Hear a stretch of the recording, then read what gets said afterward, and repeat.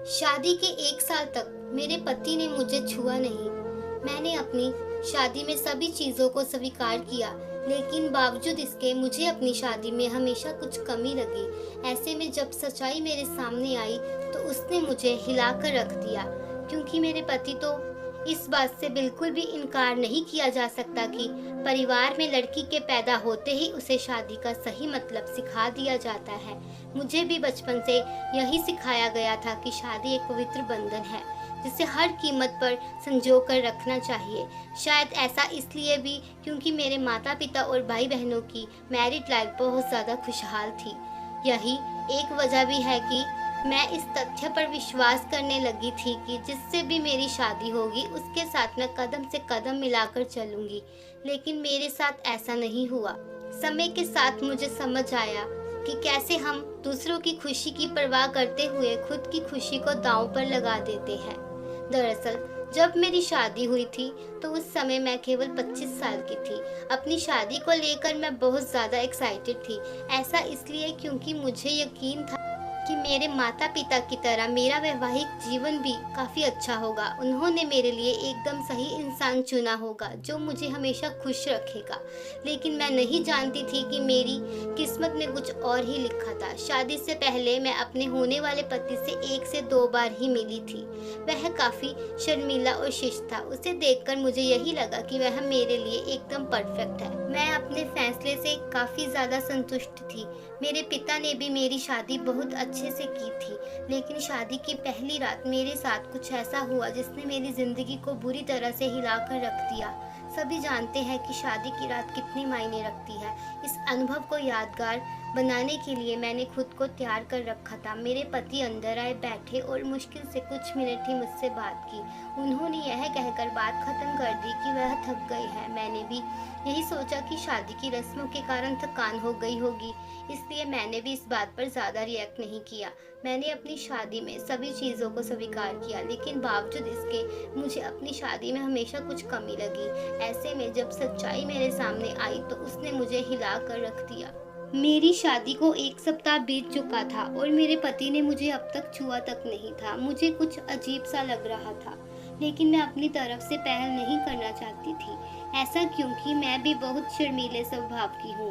वैसे तो वह बहुत सभ्य व्यक्ति था, लेकिन एक चीज़ जो मुझे बार बार परेशान कर रही थी, वो यह कि उसे मेरे साथ फिजिकल होने में कोई दिलचस्पी क्यों नहीं थी।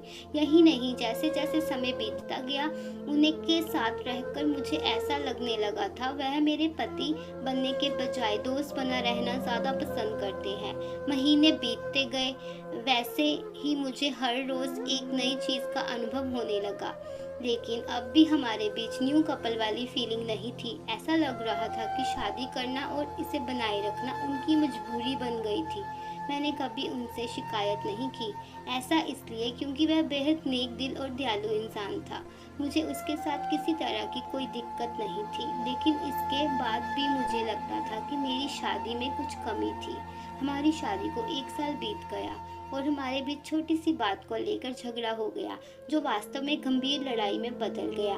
मेरे मन में गुस्सा था, तो मैंने कह दिया कि मैं एक पति के लिए तरस रही हूँ जो मुझे कभी नहीं मिला। जैसे ही मैंने ये शब्द बोला, मेरे पति एकदम से चुप हो गए और बिस्तर के किनारे पर जाकर बैठ गए। मैंने जब उन्हें रोता हुआ देखा, तो मैं चुप हो गई। मैं दंग रह गई। ऐसा इसलिए क्योंकि मैंने आज तक उन्हें मेरे सामने कभी इतना कमज़ोर होते नहीं देखा था। मैंने उन्हें परेशान देख दिलासा दिया। तभी उन्होंने मुझसे माफ़ी मांगी और कहा कि उनका इरादा मुझे चोट पहुंचाने का बिल्कुल भी नहीं था। मैं किसी और लड़की से प्यार करता हूं जो अब इस दुनिया में नहीं है। मैंने सिर्फ उससे प्यार किया था और आखिरी दम तक करता रहूँगा। मैं उसके सिवा किसी का नहीं हो सकता। मैं समझ नहीं पा रही थी कि कोई किसी से इतना प्यार कैसे कर सकता है। उस दिन मेरी नज़रों में मेरे पति के लिए इज्जत और भी बढ़ गई थी। मैं यही सोच रही थी कि मेरी शादी बस एक दिखावा थी। मैं बिस्तर पर चुपचाप लेट गई और हकीकत से भागने के लिए सोने की कोशिश करने लगी। लेकिन मैं अच्छे से जानती थी कि यह सपना नहीं है। मेरे पति मुझे कभी भी उनकी पत्नी होने का हक नहीं देंगे। मुझे यह बात हर हालत में स्वीकारनी थी। लेकिन इस दौरान मेरी अपनी खुशी का क्या? मैंने अपनी खुशी की परवाह न किए बगैर उनके साथ जीवन भर शादी का ढोंग रचाने का फैसला किया। हालांकि मुझे धोखा देने के लिए उन्होंने मुझसे माफ़ी मांगी। उन्होंने कहा कि वह सब कुछ मुझे बताना चाहते थे, लेकिन उन्हें लगा कि वैवाहिक जीवन में व्यस्त होने के बाद शायद वह उस लड़की को और उसकी यादों को भुला पाए और मेरे साथ एक नई जिंदगी की शुरुआत करेंगे। लेकिन वे ऐसा नहीं कर पाए। हमने फैसला किया कि अब ऐसा नहीं चल सकता, हमें किसी न किसी निष्कर्ष पर तो पहुंचना ही था। ऐसे में हमने तलाक की अर्जी दायर की, जिसकी वजह से हमारे परिवार के बीच संबंध खराब हो गए।